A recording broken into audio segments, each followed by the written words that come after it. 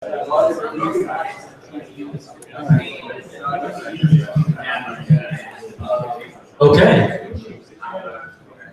Everyone wants to go and sit down. We're going to get started. Thank you all for making it out. This is a topic we get a lot of people ask us questions about, so it's really great to be able to have a chance to go through it with everyone. Yeah, and Marshall mentions we really kind of interactive, ask questions, that's fine. Just since we are, have people on the live stream, if you do have a question, kind of raise your hand, I'll hand a mic around. Just makes it a lot easier. And if somebody can get a mic in time, just repeat the question. That's okay. I did want to just really quickly thank DG717, that's the location that we're at. Really kind of round of applause. They're a fantastic partner. Yeah. They've been helping us out, yeah. And also, of course, our sponsors who paid for your pizza and beer today. LISC is they sort of do with decentralized autonomous organizations, but in JavaScript. It's a really cool new platform. CoinSource is Bitcoin ATMs. They actually have 2 ATMs in San Francisco. You can check out on their website. Waxman PR, they're a Bitcoin PR company out of Wall Street. Really awesome. They have a ton of clients at Cracked, etc. And of course, Kiki, which is a hardware wallet similar to Trezor or Ledger, and they make a really cool new product. I'd recommend you check that out. And of course, big thanks to Marshall, who's going to come up in a second. I did want to mention really fast though, if you don't know, we actually are going to be back here December 8th for a Bitcoin holiday party. We do this once a year. We had like 220 people last time. It's huge. We'll have liquor and food. Totally come back December 8th. Keep that in mind. All right, with that, I'm going to hand it over to Marshall. Please, big round of applause. Thanks, Travis and DG717, Thomas, and everyone in SF Bitcoin Meetup for putting this together. A little bit about myself. I've been in Bitcoin space for a couple years now, working on startups. I guess why I'm qualified to talk about this tonight is I spent a lot of time researching how Bitcoin works over traditional rails and making a lot of mistakes I hope no one ever has to make. I also worked with one of the co-founders of Local Bitcoins on my last startup project. So a lot of experience with OTC trading, and I want to share all this knowledge with you guys today. It's pretty valuable knowledge, and it's going to get easier and easier to use Bitcoin and digital currency, but right now it's still kind of hard, and there's some really easy ways to go about it, but if you just Google it, you're gonna run into walls, and so I want to help you guys and show you guys how to do that. So also, if you have any questions, this is totally informal, so just like speak up and just ask any questions. And also, I don't know if this is on here. It was. Sorry. You can actually go to this on your phone and just type them up if you want, and I'll get them at the end. So if you have one, don't want to interrupt or whatever, but feel free to interrupt, please. So Bitcoin Trading 101, the bottom line message of this lecture is how to turn Bitcoin into cash and cash into Bitcoin seamlessly without having to feel like it's a super big pain in the ass. So I like Coinbase. It's awesome. The exchanges are awesome. But if you're new to Bitcoin, or even if you're advanced with Bitcoin, you're going to get frustrated with it. The exchanges kind of fall somewhere in the middle. It's like early software, and everything feels super early right now, and it's kind of complicated. So like every time you want to evangelize for Bitcoin and show somebody, it's like, just sign up for this thing and this QR code, and it's crazy. When you go OTC trading, if you want to buy or sell, it's actually really, really easy. But there's no like crash course, I guess, for doing this. And if you go and you ask a local Bitcoins, like, how do I do this? It's like, please email me at hackerofbank7@yahoo.com. Like, don't email him, because he's gonna lie to you. The cool thing is that a lot of people pay to buy Bitcoin, or pay to sell Bitcoins. You can actually get paid to sell Bitcoins. So don't ever pay to sell your Bitcoins, ever. And if you want to cash them out and you're in a rush, you should get the market rate for that. And you can do that with the BitPay Visa card, the Shift card. I'll go over this in a little bit, but there's a bunch of different consumer products that are out. If you're in a hurry and you just want to cash. Try the other mic. I think it might be out of batteries. All right. Yeah, so. Thanks. Yeah, and so on average, when you go to cash out, you're going to get 1 to 3% over the par value. So if you have time and you can wait a couple hours, this is the way to do it. Start the trade early in the morning, and within like half an hour to a couple hours, it'll be done. You get like 3%. Don't let this happen to you. This is what happens when you email hackerbank7@yahoo.com or do something on local Bitcoins that you're not sure about. Usually you'll get this kind of feeling like, maybe I shouldn't do this. Don't do that. If anything feels uncomfortable, it's definitely not right with Bitcoin. So first, I guess I'm going to go into selling Bitcoin, because I guess this is one of the things that's kind of the hard part. Bitcoin is non-reversible, so if you send it one way, you obviously can't recall it back. So usually one of the problems with this is if you deal with someone who's disreputable or something like that, they're depositing in your bank account or making a transfer that can get clawed back and your Bitcoin can't. So I'm going to explain how we can do that. There's several different ways: cash, bank deposit, prepaid debit, PayPal, and other. And other goes into high risk. I'm going to explain that. So cash trades. I know some people in this room I've done cash trades with before. The first thing is, and I'm going to stress this throughout the lecture, try to always deal with a pro trader or somebody that has like a ton of reviews on local Bitcoins. If you want to deal with someone, you get messaged by someone who doesn't have any reviews or references, it's generally not a good idea. You should always, if you're going to meet someone for a cash trade, and it's not my preferred method, but I think it's good. Meet in a public place, meet in a Starbucks, meet during daylight hours. And what I like to do is prove that person's real. So if there's no point of reference on local Bitcoins or any of the sites you may use, Wall of Coins, there's a couple of Paxful, a couple different ones. Ask them for a campus or a work email address. Have them email you from that address. Have them show you their Facebook account or LinkedIn. And generally, if they're serious, they'll show that to you, and you're like, "Oh, cool, you go to Stanford. Okay, it's fine." That's always a good way to get identity. Don't ever meet for large amounts, and if you ever feel uncomfortable, don't do it. So that's the first one. Bank deposit. If you have Bitcoins and you want to just basically turn them into cash, a lot of people that use the exchanges are used to selling the Bitcoins and waiting like 3 to 5 days for it to settle. You can get it settled instantly. You have a couple options. The first option is you can get paid a couple, 1% to a couple percent over rate, because that's the buying rate for Bitcoins, because they're arbing it for 4 to 6% or something like that. Or you can use BitPay, Visa, or one of these other services, one of the prepaid top-up debit cards that I'll go into. But it's pretty quick. If you're going to do it, you want to make sure you're dealing with somebody who has solid ratings, has a pro trader rating, has over 100 trades, has been operating for over a year. And the most important part, besides the pro trader badge on local Bitcoins, is knowing that they don't have a lot of blocks. It's sort of like a business, like on the Better Business Bureau. Like if somebody has a lot of blocks, then there's a chance that they're like maybe not a great person to deal with, or just frustrating. So you can kind of avoid that. I always like to start the trades at like early Eastern Standard Time. So if you want to sell, like say you've got a couple $1,000s of Bitcoin and you want it in your bank today, start the trade at like 8 a.m. or 9 a.m. Eastern Standard Time. And by noon Eastern Standard Time, you'll probably have the money in your bank account for a few points over. I'm going to go into security a little bit, because I don't know where everyone's at with Bitcoin, but I think one of the most important things I see all the time is people go onto these sites or use wallets and they don't enable two-factor. The first thing you're going to want to do when you go into local Bitcoins or any Bitcoin site is enable two-factor and use Authy or Google Authenticator. It's like a really simple thing. It sounds kind of complicated, but it's really simple, and it'll save you a ton of headache if anything goes wrong. And generally, all the Bitcoin services are going to be like, I don't know what happened to your Bitcoins. If you lost them, there's like a less than 5% chance they may be able to catch it and freeze the wallet and bring the coins back to you. But like over 90% of the time, you're toast. So always do 2FA. Load your coins on a local Bitcoins wallet. Initiate a trade with a pro trader.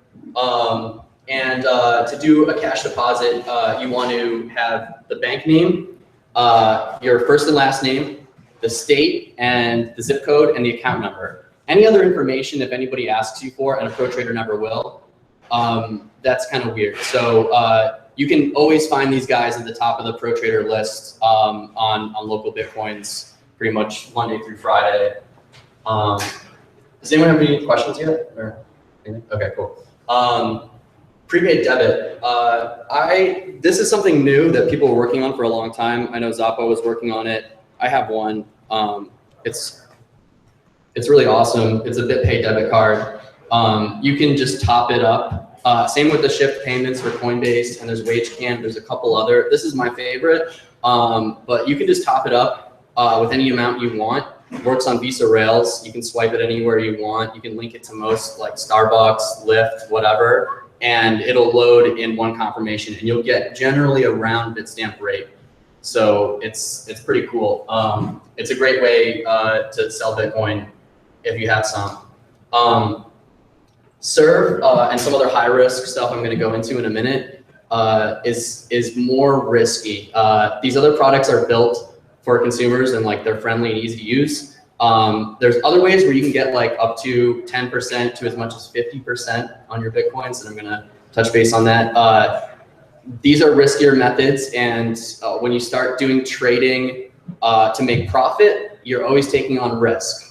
So I've kind of covered some basic stuff, and I'm also going to cover purchasing, but high risk stuff, which we're going into, is dangerous. And so in the local Bitcoin forums, OTC trading forums, we have this joke about PayPal. We call it PreyPal because you get preyed on by scammers and hackers, and anybody that's like spent a lot of time in this space probably is banned from PayPal.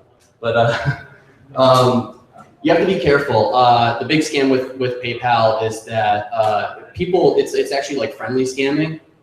There will be people out there that will send you a payment and then just reverse it. And PayPal works, well, you'll be screwed because PayPal only recently allowed digital currency, and even if you have like a great contract with that person, chances are PayPal's not going to honor it. You're going to get banned. What I recommend, and you want to get some PayPal, like Coinbase charges 3%, I think it is. If you want to get some Bitcoin into your PayPal account, go onto local Bitcoins, find a pro trader with probably over 1,000 trades, at least 100. Make sure he has no less than 3 blocks, and I'm going to summarize this at the end.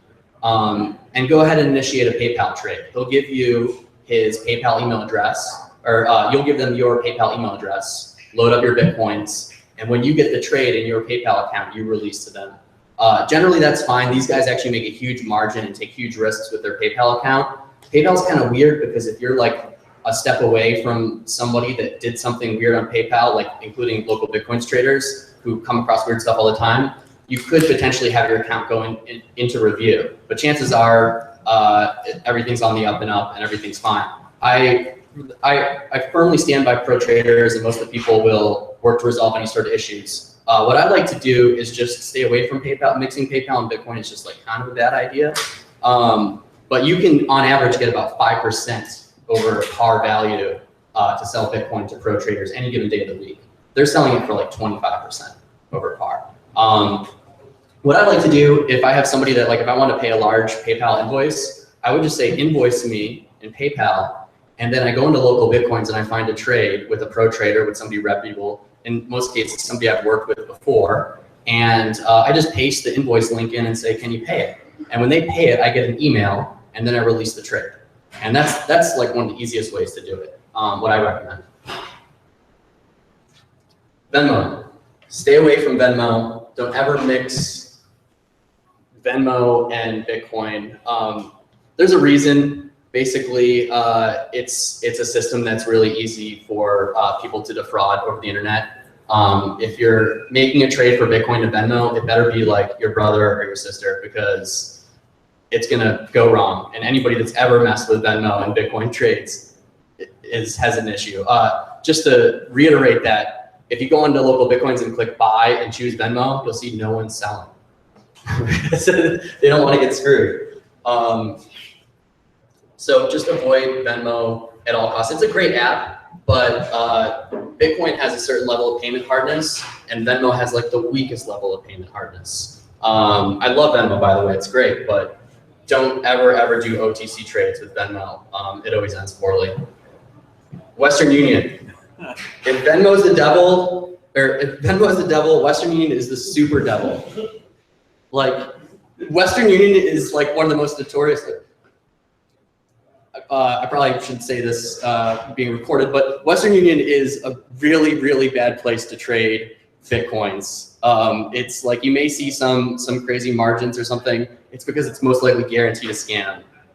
Don't ever mess with Venmo or Western Union in any sort of OTC trade, even if you're getting into like trading for profit. Just don't mess with it. It's just not worth it. I'll tell you what you can do to make some money if you want to do that. High risk trading.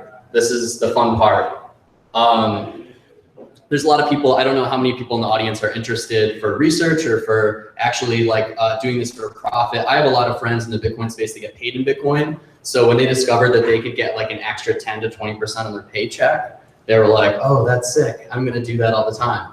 But there's a lot of stuff you kind of have to learn, and a lot of us have kind of learned the hard way. So I'd like to share with you my experiences and my losses, basically, so you don't have to experience them. Most of the high-risk trading stuff, it's really reversible methods, and that's why you get a high rate. The traders that do it, they usually limit their trades to small amounts, and you have to be super careful, and you have to basically authenticate each person. So you can use social media, you can use selfies with their ID. If you ever sign up for a Bitcoin service and they've asked you to take a picture of your selfie with your ID, there's a reason for that. It's because they want to verify that you're the actual person that's purchasing the Bitcoins.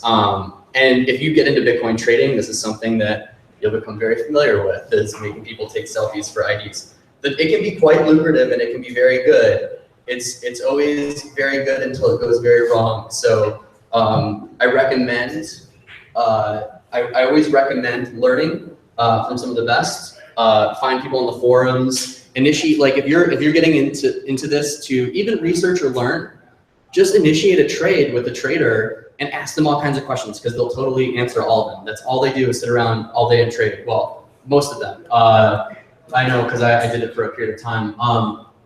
This is an example of a high risk trade on local Bitcoins. The current price of Bitcoin's around 700. This guy's selling for like a 30% markup, around $1,000. So he's getting a pretty good markup, and this is actually pretty low for this trading method. This trading method is usually around 45 to 50%. What he's doing is he's asking people for prepaid cards. Now, there's a lot of scams in these, and you have to be careful. And if you're going to get into this, I'm going to go into this a little bit later, you're going to want to talk to an attorney. You're going to want to probably register as an MSB, because you're going to break those limits, and you're going to want to keep very meticulous records of everything. But if you do want to get into this, it can be very lucrative. Usually the trader will ask for a prepaid card. Some people want to get into Bitcoin. They've tried all different kinds of ways, and a lot of people will find this as like an easy way to buy a small amount of Bitcoin being relatively anonymous. Unfortunately, you have to KYC people in different states based upon different laws. So again, I'm not an attorney, but check with your attorney. If you are going to get into this business, it's very good to have counsel. These cards basically are paid with cash, and usually have a high margin because there's a high level of reversibility. So you can see this trader, for example, he wants people to take photos of the front and back of the card and the receipt, and he wants you to write on the receipt for purchase of Bitcoins from anu.sippy at localbitcoins.com. So if you were like victim to some sort of tax scam or something like that, you're writing on this receipt for Bitcoins to anu.sippy. And usually they have their email address. A lot of these traders get emails all the time. I don't know what I'm writing on this thing. Somebody called me and said that I'm under arrest for not paying my taxes. That's a scam, and they're using these guys as an outlet. But there are plenty of people out there that want to buy Bitcoin, say I want to buy 20 bucks and it's going to cost me 40 bucks. It's my first Bitcoin purchase, but this guy's going to hold my hand.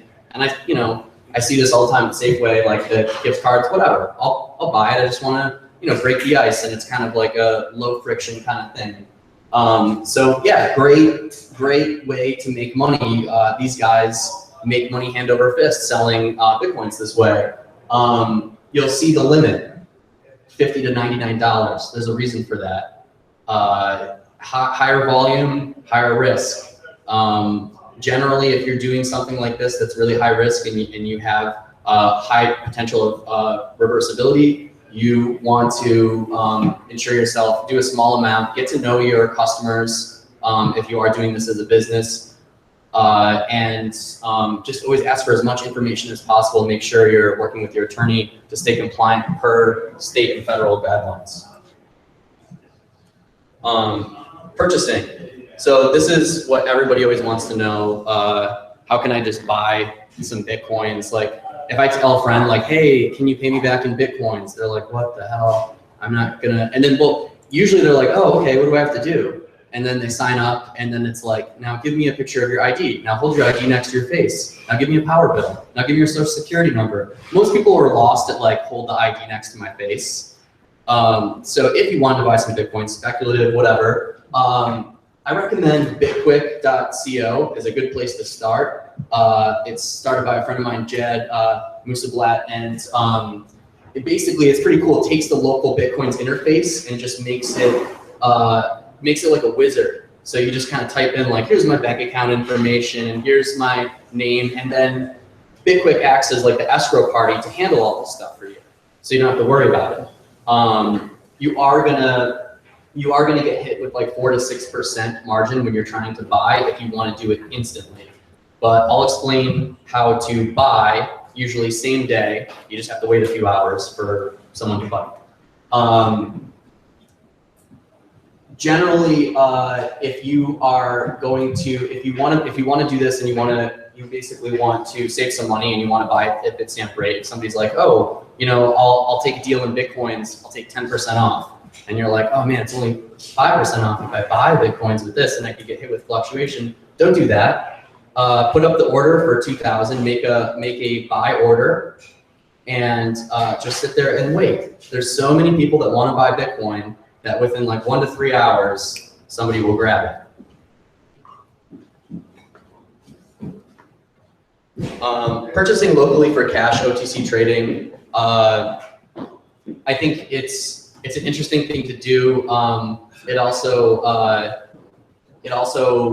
takes some time, and it's kind of cool. Sometimes you can meet I met some really cool people. I met a previous co-founder. I met some people in this room. It's a great place to meet people. But if you're just trying to do something quick, I really recommend just doing cash deposit or doing something online.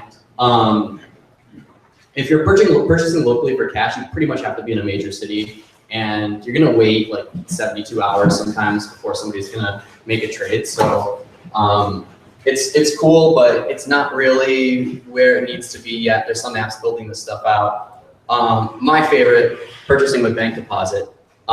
It's super easy. You want to buy some Bitcoins, you have an opportunity, go on local Bitcoins, go buy for cash deposit, find a pro trader, and they will basically ask for a copy of your ID usually. Sometimes they may ask you to hold it next to your face. That's usually it. Once you do that the first time, it's good. A quick way to kind of avoid all this weirdness is just link your Facebook profile to your local Bitcoins account, put your phone number in your profile, and just try to be a real non-weird person. And they're just worried. I say non-weird person because Bitcoin traders get weird requests all the time. And the weirder the request, the more likely it is they're gonna potentially cancel it or say no, and you're gonna have a bad experience. It's really easy. Basically, you just you find the trader that you want, you put in the amount that you want. They will make you do the selfie or just a picture of your ID, and then you're going to go to the bank, and you'll have their account number and their bank information, and you just hit the bank during normal banking hours. The trade window usually has like 2 to 3 hours, so you'll see like a little countdown timer.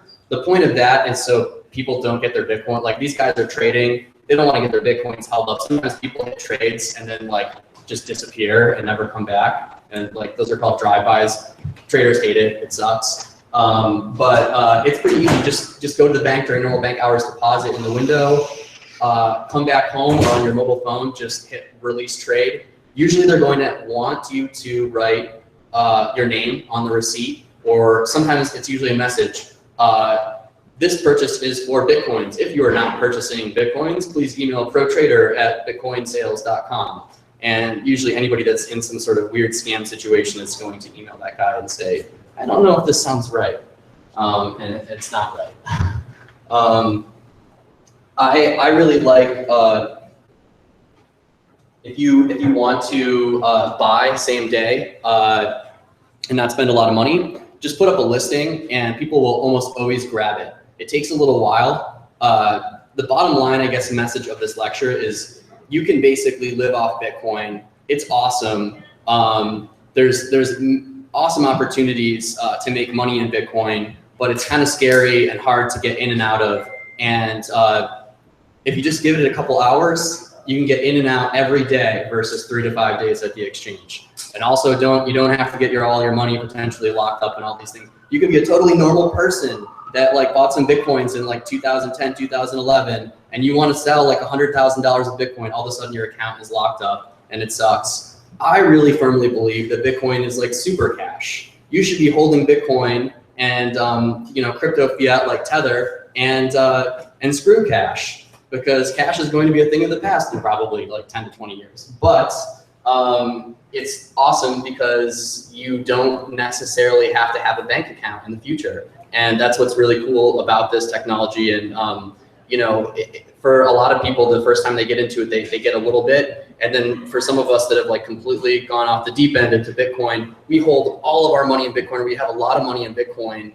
and it's very comfortable for us because it's very easy to get in and out. For example, today, I couldn't get the SMS code for my Bank of America SafePass to work, but my Bitcoin wallet always works, and I can send it anywhere in the world.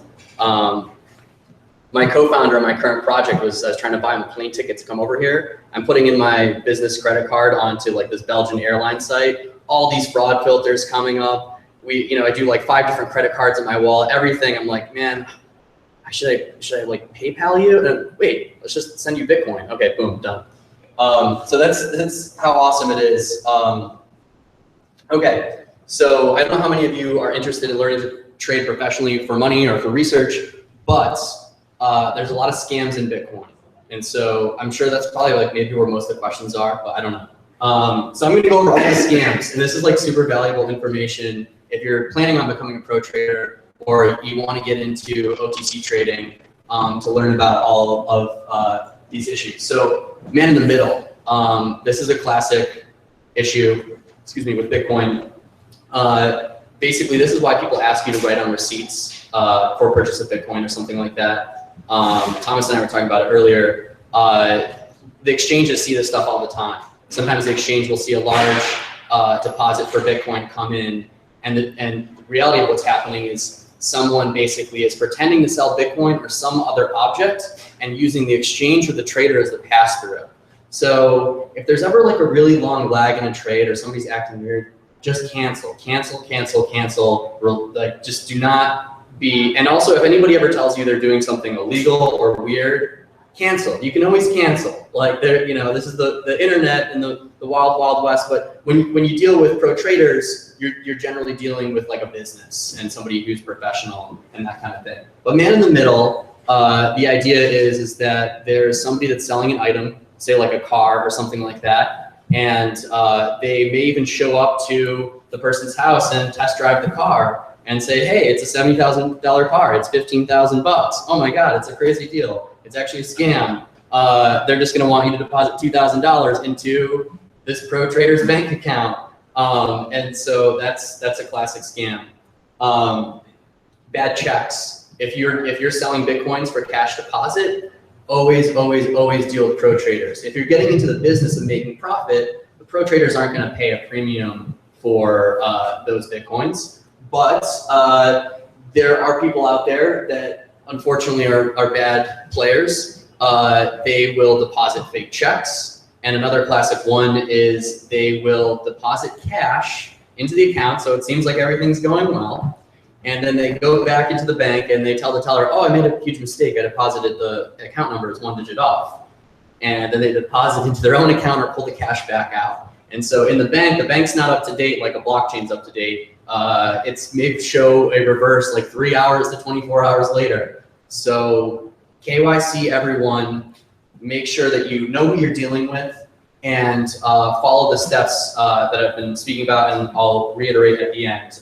Make people, if you're selling for cash deposit, make them write down your phone number on the receipt, take a picture of the receipt, and rip the receipt in half and take a picture of it again. And make sure that they write for you can't say on the receipt, no reversals, basically. This sale is for Bitcoin, no reversals. Here's my email address. Fraudulent, stolen PayPal or credit cards or Venmo. A lot of the stuff that seems really lucrative is most likely a scam. I was talking to another Bitcoin company founder the other night, and we were talking about our Bitcoin OTC trades, and he was like, "Oh man, it was crazy. I made like $4,000 off of Venmo in 1 month. It was like 50% on everything." And then I got this letter from Venmo that's like, I owe thousands of dollars to Venmo, and damn, don't do that. Don't mess with Venmo. Don't mess with Western Union. But in general, you want to get as much information about the trade as possible. And before you ever release an OTC trade with an escrow, like local Bitcoins or something like that, you want to make sure that both parties are satisfied. So you want to make sure that you have the money in your bank account and that everything that you've asked or been asked to do is completed. And then you release the trade. A lot of times you may be pressured by people. They may not be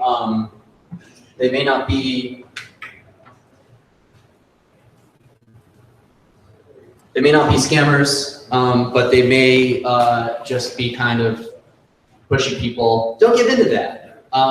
If you want to make a trade, it's all by your terms, and that's why these services exist. So use the services. There's a lot of stuff going around on I forgot there's a government division that does basically like all these internet scam watches and stuff like that. I forgot the name of it now. But this is a big thing that's going around, IRS scam and ransomware.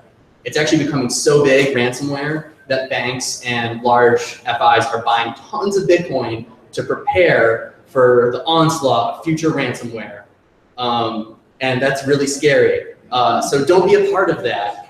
Generally when things sound too good to be true, it's because somebody that's like behind one of these things is doing one of these things. So when you see eBay gift cards for, 90% off or something, there's a reason why. It's most likely not good. If it's from a pro trader that has less than 3 blocks like we talked about, then it actually is good. But you're never gonna find more than a 15 to 20% discount without some sort of weirdness, unless you are the one selling the Bitcoins in small amounts. And that's the truth.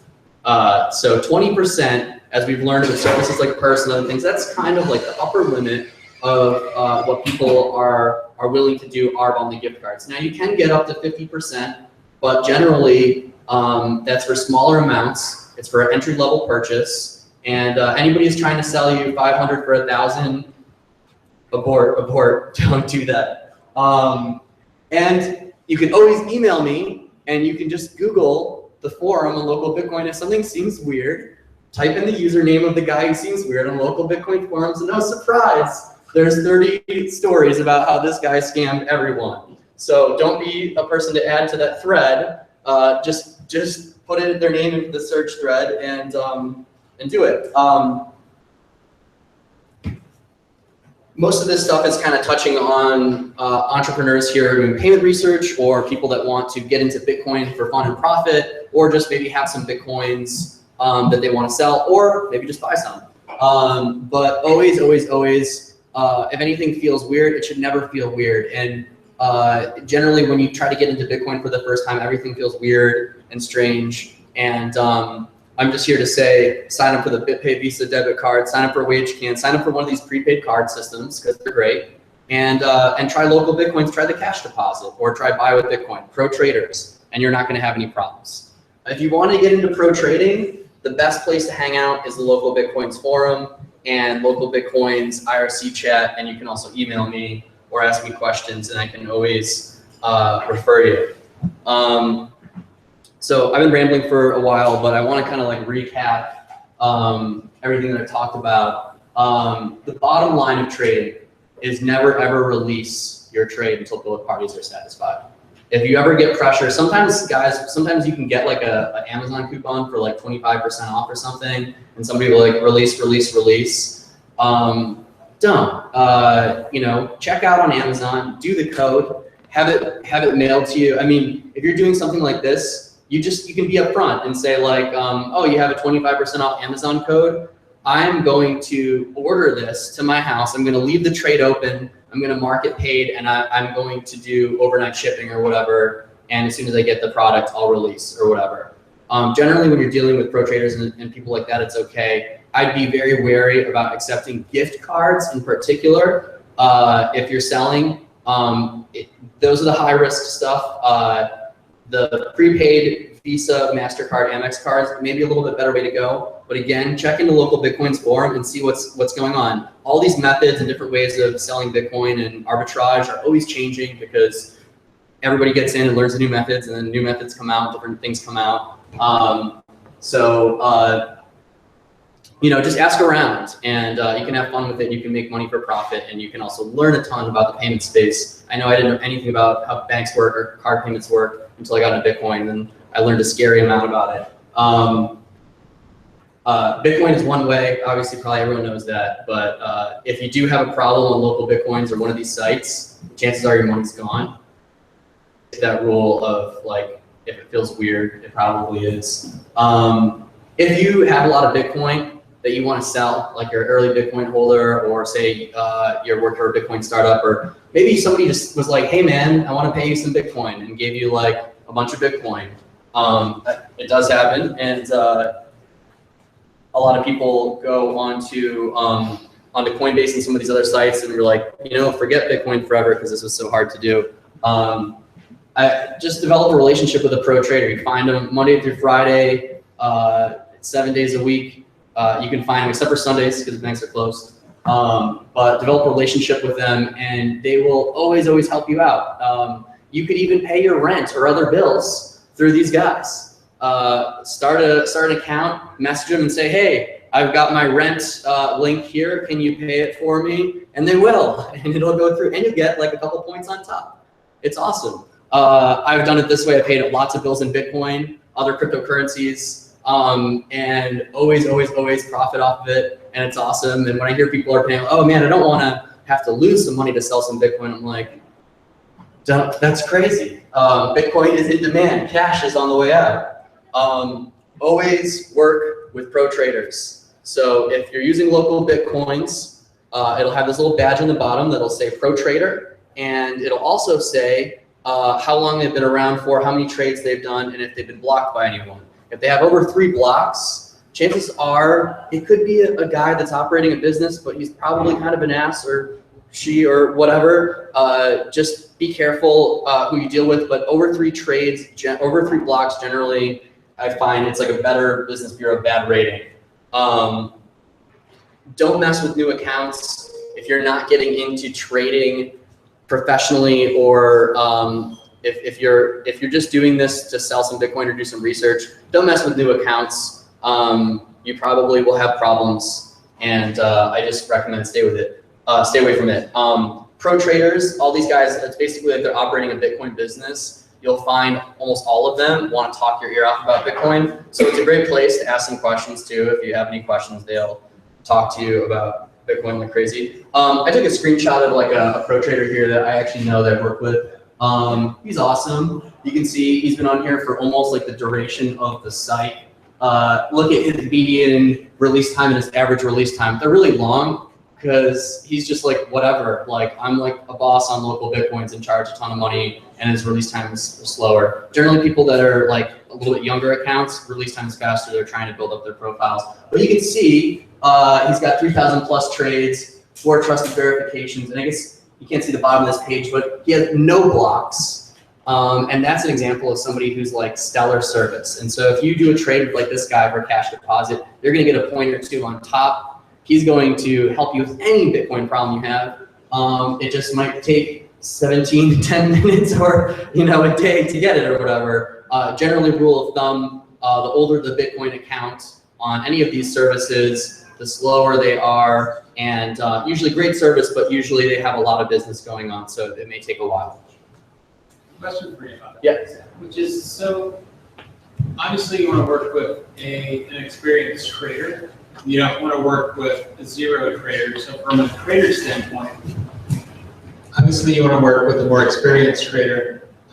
You don't want to work with someone who has zero history. So from a trader standpoint, how do you effectively get from I'm a new trader, I need to be able to like trade with people, but I'm a zero, and then want to trade with me. I want to get to this. Great question. Hit me up on local Bitcoins. I'll give you my information, and I'll do your first trade. Secondly, and we can do that for $1 or whatever. Local Bitcoins and all these services, they don't like it if you have like, hey, my roommate, give me a rating.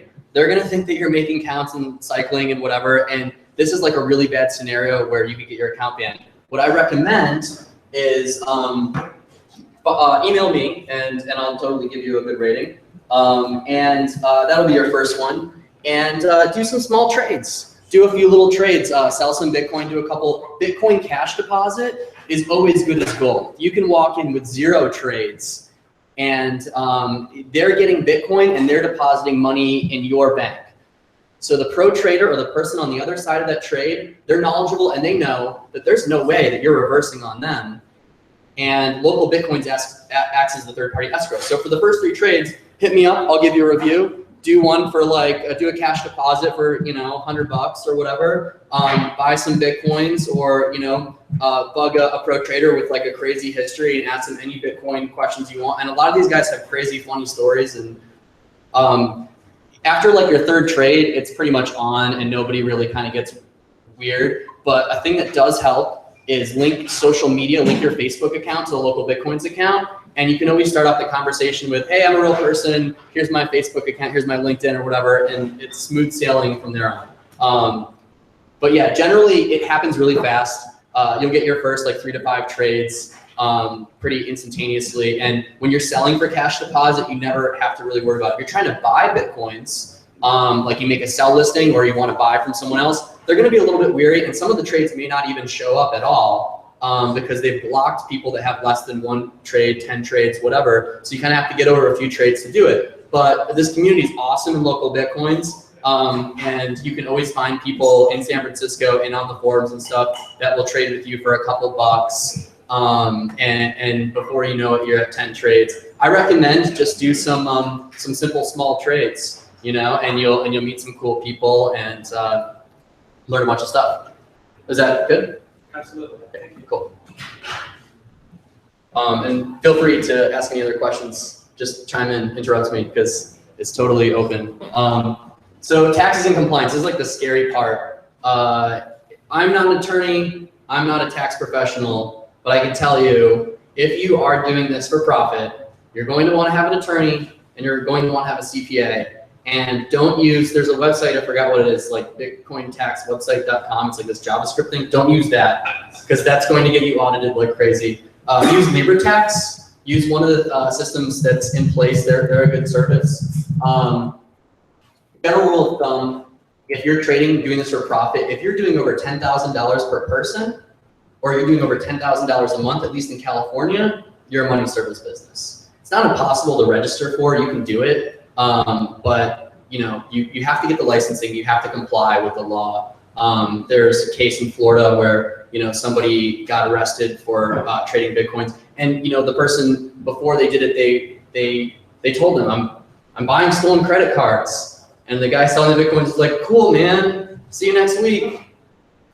Don't be that guy.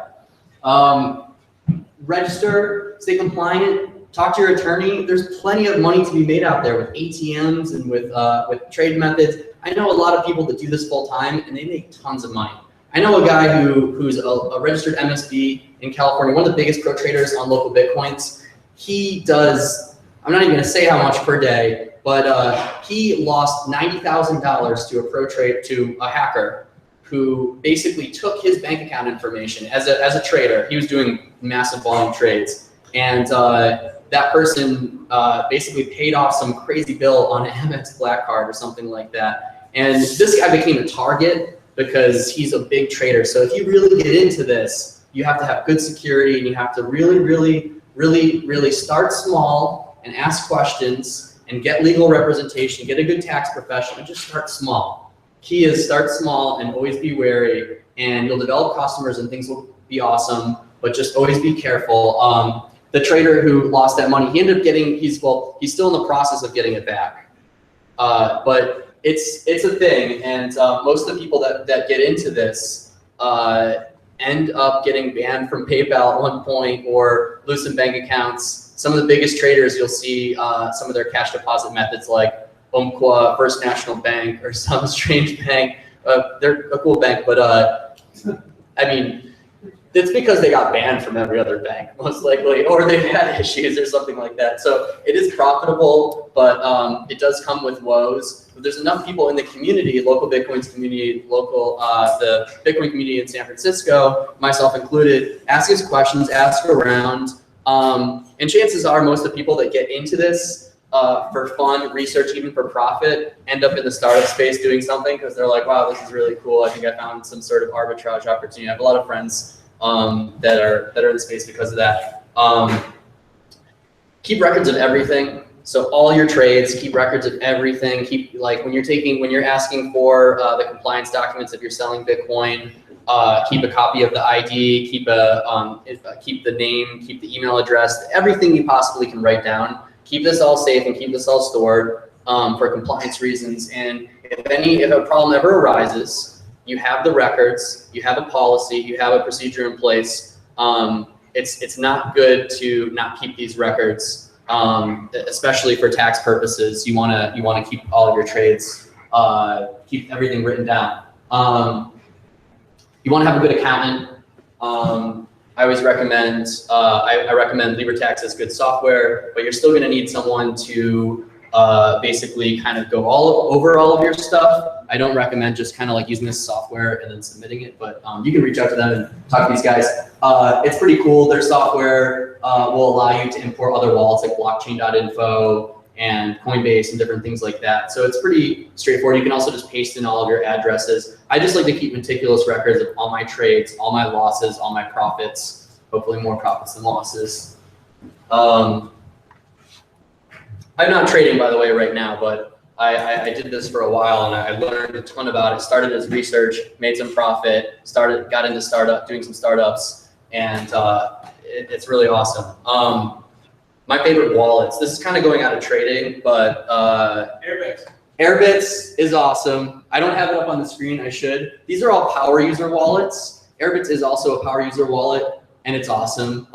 It's got good security, and it's a great app for iPhone. I really like, for iOS, I really like BitWallet because I can print my private keys straight from my phone to my printer, and no other app allows me to do that. And also I can get my Xcriv private keys, which are like, it's one private key and it's all the keys in your wallet. So it's like a deterministically generated key. So instead of just backing up one key, you can back up all the different keys that you have in your wallet.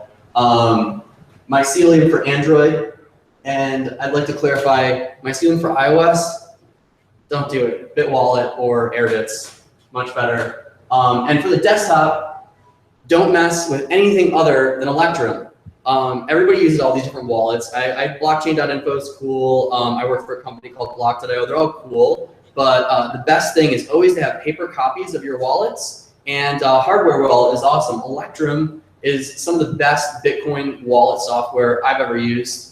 And I really love it. When you start, it just gives you like a 12 to 20 phrase seed, and you just write it down and print it out, and you can make a couple copies and have it, one in your bank deposit box, one at your mom's house, whatever. And it's pretty cool. I really like it. Great software. And something I see all the time. I actually have given some Bitcoin early on, like 2011, 2012 to some friends. It became worth some money. And I always knew that most of the people I give Bitcoin to when I'm evangelizing, that they're going to be like, oh, what was that Bitcoin thing you gave me again? I think it went up in value. I always save the seed. and give back to them. So I almost everyone I've given Bitcoin, not everyone, but a lot, over 50% of Bitcoin that I've given out over the years, I've saved the seed and had to give it back. So just back everything up. Even myself I'm a Bitcoin expert, but there's people way far ahead of me. I've lost Bitcoin over really stupid things. Like I had some Bitcoin on my computer and I was like, oh, I'll back it up, later tonight or whatever. My computer crashed and I lost everything. I lost a couple of Bitcoins.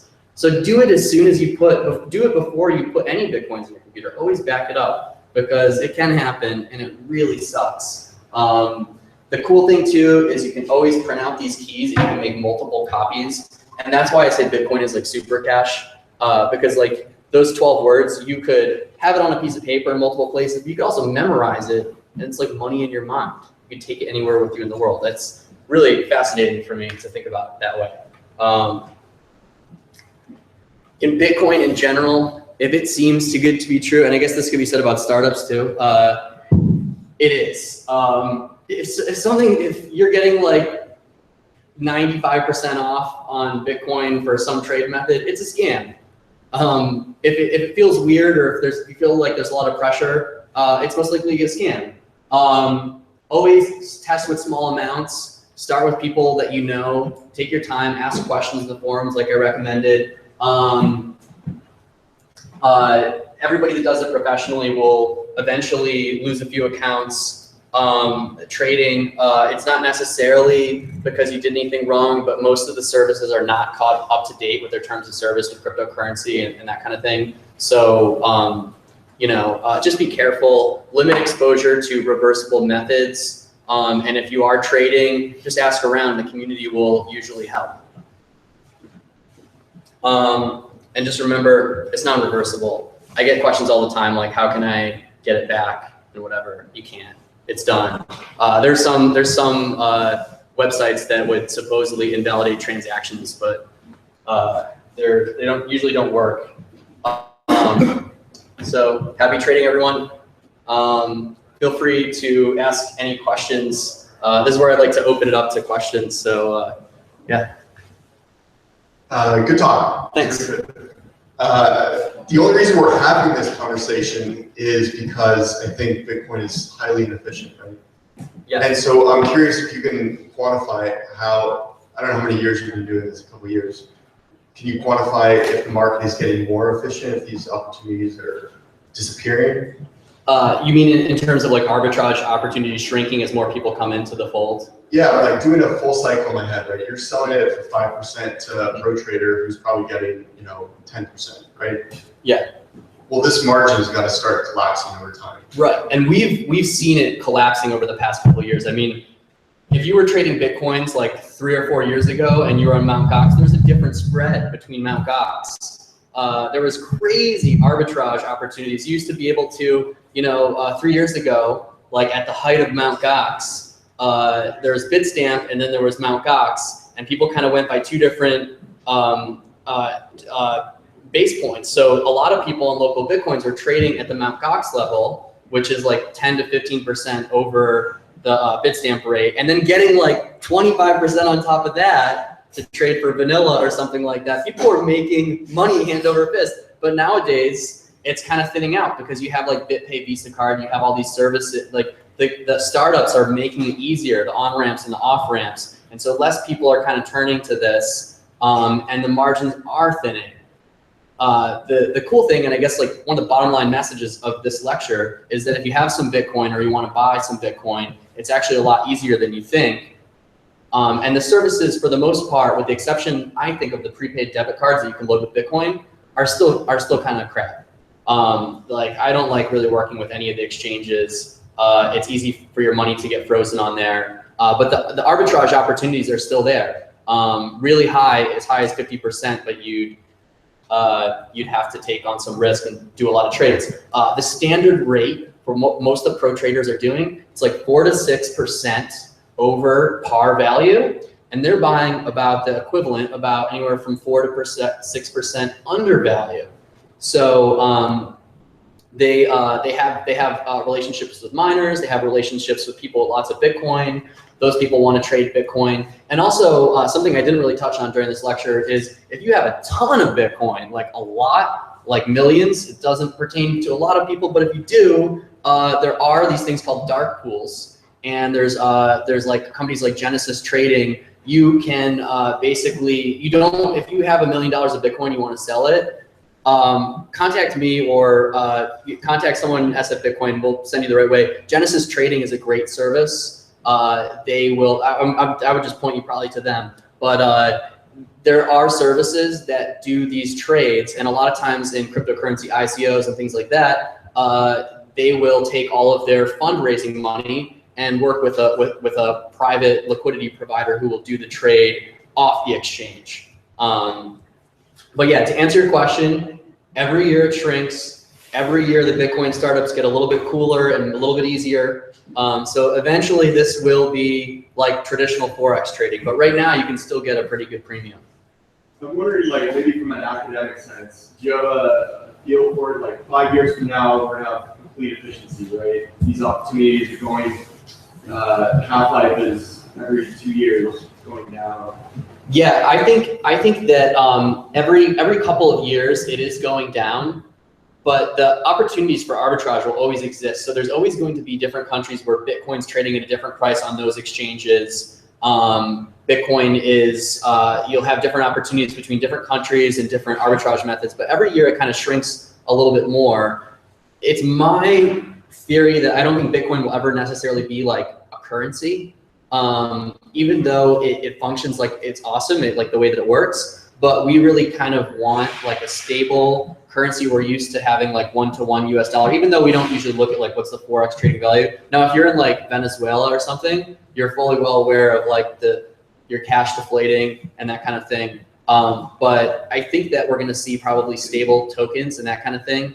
And as Bitcoin becomes more popular, that rate will be in line with standard FX rates between other currencies and that kind of thing. But that's 10 years out or something. I mean, we've got another 5 to 10 years of trading as it gets thinner and thinner and thinner, just as like the block rewards get less and less and less. Was that good? Yeah. Okay, cool. Yeah, question over here. Oh, sorry. Two quick things. So the first quick thing is one of the debit cards that I use that you didn't mention is called ShakePay. Oh, so shakepay.co, it's straightforward. The reason I like them is that they have an online tap and pay. So you set up your account online and you basically put in your Bitcoins, and then on your Android device you can do tap and pay right away. But the other thing though is I wanted you to just briefly touch on the trading that's happening, particularly overseas. We've seen India have this whole demonetization thing happening, but just in general, what you see for the markets. I know everything's basically been focused on American-focused things, but what you see for the markets of Bitcoin trading, particularly overseas.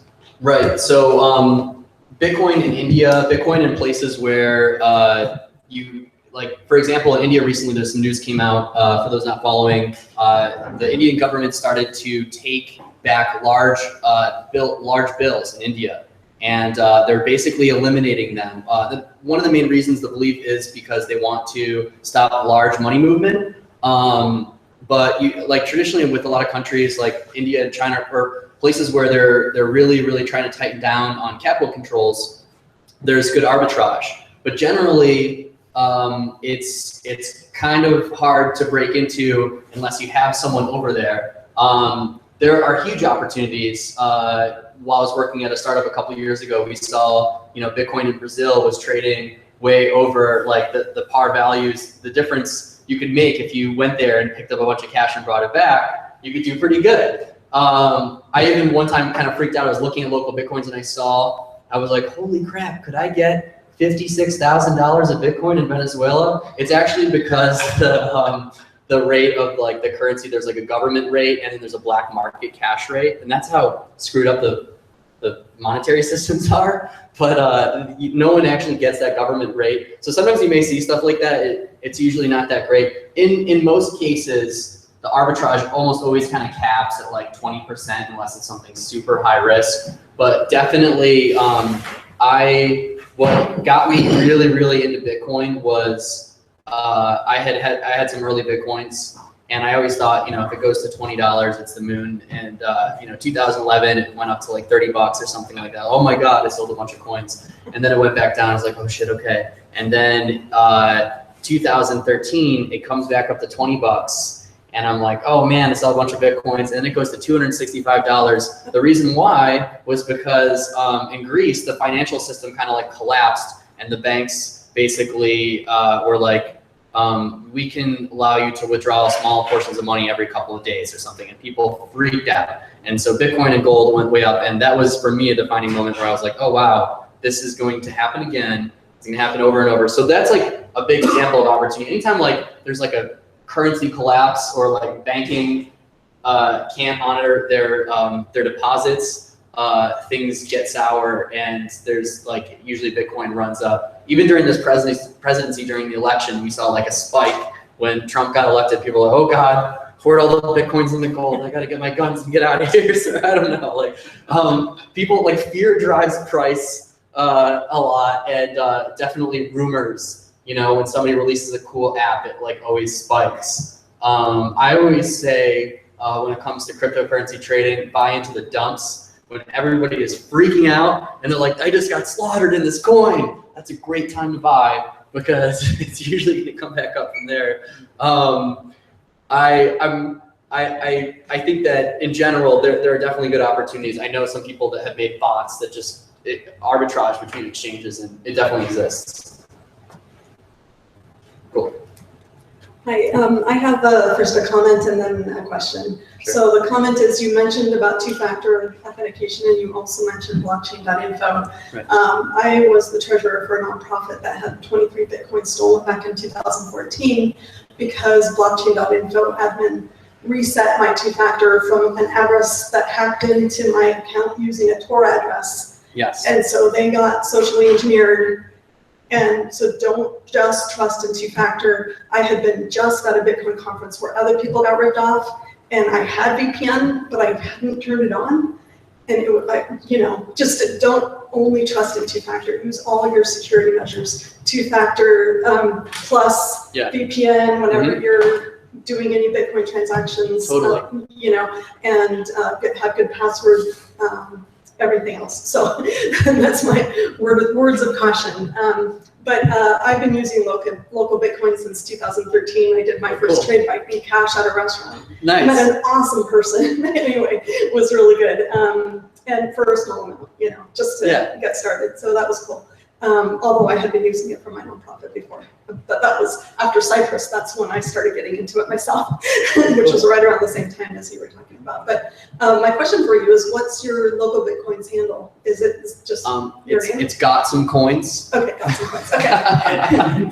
Good. Thank you very much for your time. Yeah. Oh, anytime. And anytime you guys have questions or anything, I'm gonna pull it up here. My computer went to sleep, but I am on Facebook and Instagram, Twitter, all the stuff. Marshall.Hayner@gmail. Just message me. I'm always down to answer questions. I love this stuff. So and I totally agree with what you're saying. Two-factor everything. And unless you own your keys, like even when like blockchain.info, it's kind of an interesting wallet. The idea is that like it generates the keys inside the browser. But the thing is, the keys could be potentially exposed to someone on the server side.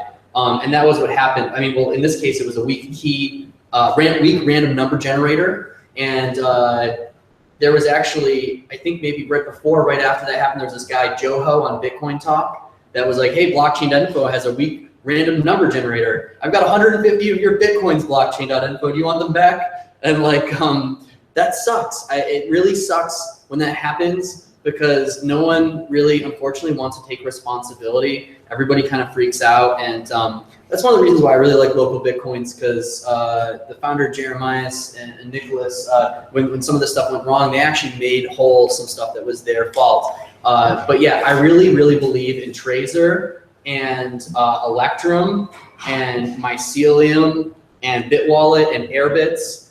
You hold your own keys on your device. And it's the way to go. So always own your own keys, print them out on paper. And yeah, I think I remember hearing your story, and I'm sorry for your loss. I had printed them. I had everything. I know, it sucks. It's like, but they were worth nothing. Yeah, so Tracer is really cool because on the Tracer and on the Keep Key as well. I haven't used the Keep Key, but the Keep Key is actually even more badass. It's kind of a bigger box that hosts the whole node. When you generate the keys on one of these devices, they usually have this thing called a secure element, which is the random number generator on the chip. And so like no one else can be exposed to it. And you could go to DEF CON with that thing, and you could sign transactions and you're not going to get hacked. Well, don't hold me to that, but yeah, for the most part, I think you could. Challenge accepted. Yeah, challenge accepted, right? Like, I want to hear about the story. Yeah, maybe paper wallet instead. Yeah, the idea behind some of the hardware wallets is that all the signing is done on the device. And with the deterministic wallets, it's usually done in JavaScript. So there are ways to exploit that. I really like the deterministic wallets that do multi-sig in JavaScript. So one key is generated. So if blockchain.info did that, they could have stopped it.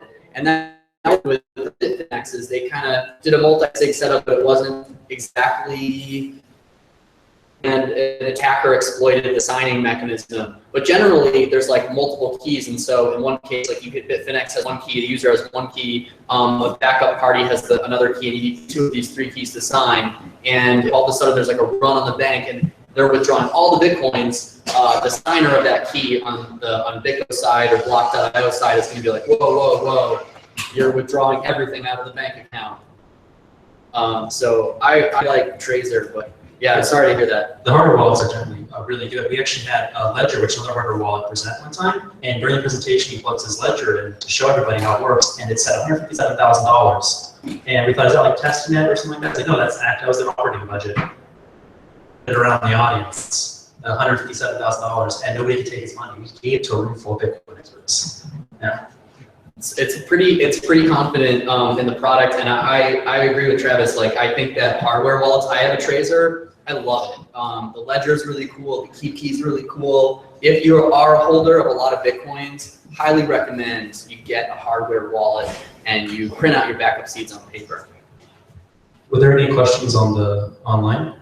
Oh yeah, I didn't even pull it up. I don't know if anyone typed it. But, I think we had a few people on the live stream. Are there any other questions while he pulls that up?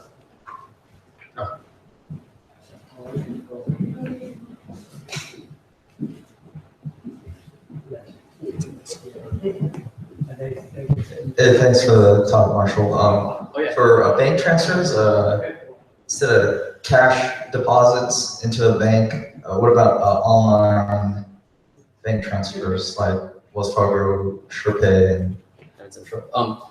Sorry, can you repeat the question? Instead of for bank transfers, instead of putting cash deposits into a bank, what if someone wants to send Wells Fargo, SurePay, online bank transfers? Bank to bank transfers. Yeah, bank to bank transfers. Yeah, so I also would recommend avoiding these like the plague, but if you're working with a pro trader, you generally have nothing to worry about. So if you have a pro trader, if you're working with somebody who has over 100 plus trades, has a pro trader badge, and no more than 3 blocks, you really don't have anything to worry about. If they do have more than 3 blocks, it could be potentially like a bad business, but chances are they didn't get to that pro trader badge by scamming people. Chase QuickPay. That's a very common method on local Bitcoins. I highly recommend staying away from it because sometimes even like the banks like Wells Fargo and Chase will just recognize that there's a pro trader operating on the platform, and just because they sent you $5, it could cause a problem. But generally speaking, I think that you can do it, but just don't do it with anybody other than a pro trader. And it's great between friends. I mean, if you want to send, like if you want to buy a Bitcoin from me, send me some Venmo or whatever, that's fine. But don't do it with somebody that like you haven't met or isn't a community member or something like that, because chances are it's probably not good. But yeah, I love the services. I think they're good, but they're highly, highly reversible because as we've seen, all these things have been hacked, like Bank of America and Wells Fargo. Wells Fargo is opening up like multiple accounts. That's kind of unrelated, but the security on some of this stuff is pretty bad. And I would just be highly wary, especially if you see like an option, like if somebody's like, oh, I'll give you 30% or 20% on top for Chase QuickPay or Wells Fargo bank-to-bank transfer, and they're just like, they have like 5 trades. that's going to be a bad time for sure. Pro traders only, you can totally do the trades, but what you'll find is that most of the pro traders don't even want to use these systems.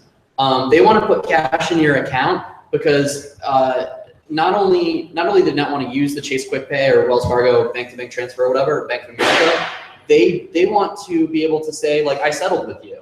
I paid you in cash and I have a receipt and whatever. And so it's also for their records for that transfer. It's really kind of hard to find people that will do the Chase Quick Pay on a day-to-day. What you're better off doing is just doing cash deposit. But I will say this, if you develop a relationship with a pro trader, you can pretty much ask them to do some stuff like that. Like, if you've done 1 trade or 2 trades with a pro trader, you can say, hey, can you send me a Chase Quick Pay or Wells Fargo bank to bank? And they'll be like, yeah, no problem. And they'll do it for you. That's the way to do it. Usually I'd recommend find someone who does cash deposit and then ask them if it's cool if they could do that. The people that advertise it that are doing those trades are doing such a high volume of trades that usually the bank will kind of get upset about it because they don't like Bitcoin. And it's, the minute you tell them like, oh, I'm this corporate, if you register like Bitcoin Selling Inc. or whatever and sign up for a business bank account, there's a good chance in 30 to 60 days your account will be closed. And if you just got $5 from them, your account could get closed too. It really sucks. I have a friend in the Bitcoin community who was just using Coinbase, buying like 20K at a time, just kind of investing some money, like large chunks of money. And Wells Fargo banned him just for being attached to Coinbase. It's really weird, but I think in general, cash deposit is definitely the way to go. And if you want a special request, find one of those guys that does good cash deposit and just ask them to do it for you. Does that answer your question? Yeah. Okay. If there are any more questions, I could probably save them after. Thank you, Marshall, for coming out. Round of applause. Thank you. Once I got pizza, I'll put more beer out so we can mill around and keep asking questions. You might have noticed when you came through the door, some really cool Bitcoin art. I did want to give the artist a chance to come out here, tell you a little about himself. So a quick round of applause. Hello, my name is Peter. I go by Cryptograffiti, better known by Cryptograffiti in the Bitcoin world, the art world. I work exclusively on Bitcoin and blockchain related art. And to date, I've only accepted Bitcoin, so happy with that. And Digital Garage has been really gracious in letting me use this pop-up space. So it's been very cool. I've got a sign out there that says accept Bitcoins. I had a lot of conversations with people, probably close to 3 dozen now in the few days that I've been there. So yeah, check out the work and thanks. All right, that's it. Thanks for coming out, everybody. Thanks. Appreciate it. This is great. Thank you. Yeah. You could